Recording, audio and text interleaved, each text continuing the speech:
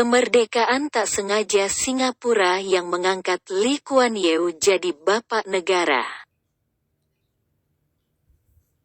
Kita sering mendengar kisah tentang negara yang mati-matian merdeka. Tidak dengan Singapura. Negara Singapura berpisah dari Malaysia untuk jadi negara merdeka dan berdaulat pada tanggal 9 Agustus tahun 1965. Pemisahan ini merupakan hasil dari perbedaan politik dan ekonomi antara partai-partai penguasa Singapura dan Malaysia, yang menciptakan ketegangan komunal yang mengakibatkan kerusuhan rasial pada Juli dan September tahun 1964. Pada konferensi pers, yang mengumumkan perpisahan, Perdana Menteri, PM, Singapura Lee Kuan Yew diliputi emosi dan putus asa. Persatuan Singapura dengan Malaysia berlangsung kurang dari 23 bulan. Mimpinya untuk bermerger dengan Malaysia kandas akibat perbedaan pandangan politik. Pertanyaan lainnya saat itu adalah apakah Singapura benar-benar siap menjadi negara mandiri? Sebelumnya, tepatnya pada 1963, Lee Kuan Yew menandatangani perjanjian Malaysia di London pada tanggal 9 Juli tahun 1963. Perjanjian tersebut menjelaskan syarat-syarat pembentukan Federasi Malaysia, yang terdiri dari Singapura, Malaya, Sarawak dan Kalimantan Utara, Sabah, yang akan berlangsung pada tanggal 31 Agustus tahun 1963.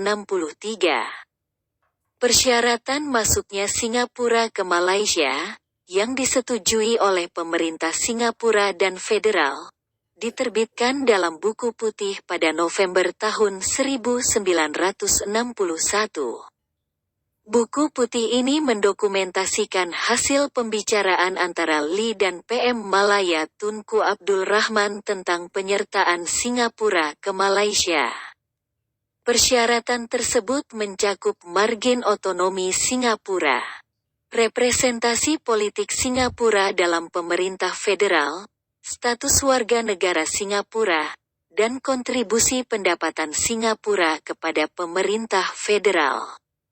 Melansir History SG, Rabu, tanggal 16 September. Sebelum penandatanganan perjanjian Malaysia di London, ada negosiasi yang melelahkan, selama seminggu mengenai masalah yang lebih rumit antara Singapura dan Malaya. Setelah masalah ini diselesaikan, Singapura memulai perjalanannya sebagai bagian dari Malaysia. Masih di 1963, Lee Kuan Yew membawa partai yang didirikannya bersama rekan kelas menengahnya, Partai Aksi Rakyat, PAP, ke dalam Federasi Malaysia. Dalam pemilihan yang diadakan tidak lama kemudian, PAP mempertahankan kendali atas Parlemen Singapura dan Lee melanjutkan posisinya sebagai PM. Namun, pada 1964 ia membuat kesalahan dengan memasukkan partainya, yang 75% anggotanya adalah orang China, dalam pemilihan nasional Malaysia. Ketegangan meningkat antara orang China dan Melayu, mengakibatkan kerusuhan komunal di Singapura sendiri. Pada Agustus tahun 1965, Lee diberitahu oleh rekan Malaysia di pemerintahan federal bahwa Singapura harus meninggalkan federasi. Meskipun Lee sangat percaya pada multiras yang diwakili oleh federasi, Singapura harus memisahkan diri. Singapura kemudian menjadi negara berdaulat dengan Lee sebagai Perdana Menteri pertamanya. Proklamasi yang mendeklarasikan kemerdekaan Singapura diumumkan di Radio Singapura pada pukul 10 pada tanggal 9 Agustus tahun 1965. Bersamaan dengan itu di Kuala Lumpur, PM Malaya juga mengumumkan pemisahan. PM Malaya kemudian memindahkan resolusi untuk memberlakukan Undang-Undang Konstitusi Malaysia, Amandemen Singapura, 1965, yang memungkinkan Singapura meninggalkan Malaysia dan menjadi negara merdeka dan berdaulat. RUU itu disahkan dengan suara 126-0 dan diberikan persetujuan kerajaan. Singapore TV juga menyiarkan konferensi pers yang dipanggil oleh Lee pada pukul 16.30. Selama konferensi pers, Lee menjelaskan mengapa perpisahan itu tidak terhindarkan meskipun dia sudah lama mempercayai merger dan meminta orang-orang untuk tetap tegas dan tenang. Dipenuhi dengan emosi dan matanya yang berkaca-kaca, Lee telah memberi orang Singapura sekilas tentang momen kesedihan pemimpin mereka. Banyak orang yang berunjuk rasa di balik berita perpisahan meskipun cara pengumumannya mengejutkan dan awalnya disambut dengan kekecewaan dan penyesalan. Kurang dari 2 tahun yang lalu rakyat Singapura telah mendukung penggabungan Lee melalui pemungutan suara mereka dalam referendum September tahun 1962. Namun, ketika merger datang, bagian terbesar dari itu ditandai dengan perbedaan konstan dan perselisihan politik yang pahit antara para pemimpin kedua negara. Meskipun semua tanda mengarah pada masalah, sangat sedikit yang siap untuk mengakhiri secara dramatis persatuan Singapura dengan Malaysia.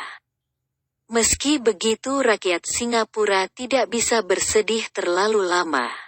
Mereka kini merdeka dan memiliki negaranya sendiri. Setelah berpisah dengan Malaysia, tujuan utama Lee adalah memastikan kelangsungan hidup fisik negara baru dan mempertahankan identitas nasional Singapura. Dikelilingi oleh tetangga yang lebih kuat, termasuk China dan Indonesia, Lee tidak mendesak penarikan segera pasukan persemakmuran dari Singapura. Alih-alih, dia berusaha untuk menghapusnya perlahan-lahan dan menggantinya dengan pasukan Singapura yang dilatih secara lokal. Lebih penting lagi, Lee menyadari bahwa Singapura membutuhkan ekonomi yang kuat untuk bertahan sebagai negara merdeka. Dia meluncurkan program untuk industrialisasi Singapura dan mengubahnya menjadi eksportir utama barang jadi. Lee mendorong investasi asing dan mendapatkan perjanjian antara serikat pekerja dan manajemen bisnis yang memastikan perdamaian tenaga kerja dan standar hidup yang meningkat bagi pekerja. Sambil meningkatkan layanan kesehatan dan kesejahteraan sosial, Lee terus menekankan perlunya kerjasama, disiplin, dan penghematan warga Singapura. Kekuasaan Lee Kuan Yew. Dominasi Lee dalam kehidupan politik negara dipermudah ketika partai oposisi utama, Barisan Sosialis, memutuskan memboikot parlemen pada 1966. Akibatnya, PAP memenangi setiap kursi di majelis tersebut dalam pemilihan umum pada 1968, 1972, 1976, dan 1980. Setelah itu partai oposisi berhasil merebut 1 atau 2 kursi. Lee terkadang menggunakan sensor pers untuk membungkam perbedaan pendapat sayap kiri atas kebijakan fundamental pemerintahannya. Namun, di sisi lain Lee membawa negaranya memiliki pemerintahan yang efisien dan kemakmuran yang spektakuler dengan mengorbankan gaya pemerintahan yang agak otoriter yang terkadang melanggar kebebasan sipil. Pada 1980-an, Singapura di bawah bimbingan Lee memiliki pendapatan per kapita kedua di Asia Timur setelah Jepang. Singapura berhasil menjadi pusat keuangan utama Asia Tenggara. PAP lalu memenangi pemilihan umum pada 1984 dan 1988. Lee tetap menjadi PM Singapura, meskipun pertanyaan tentang suksesi kepemimpinan menjadi masalah selama dekade itu. Setelah mengatur suksesi yang memuaskan, Lee mengundurkan diri dari jabatan PM Singapura pada November tahun 1990, meskipun ia tetap menjadi pemimpin PAP hingga 1992. Lee meninggal karena pneumonia pada tanggal 23 Maret tahun 2015, di usia 91 tahun.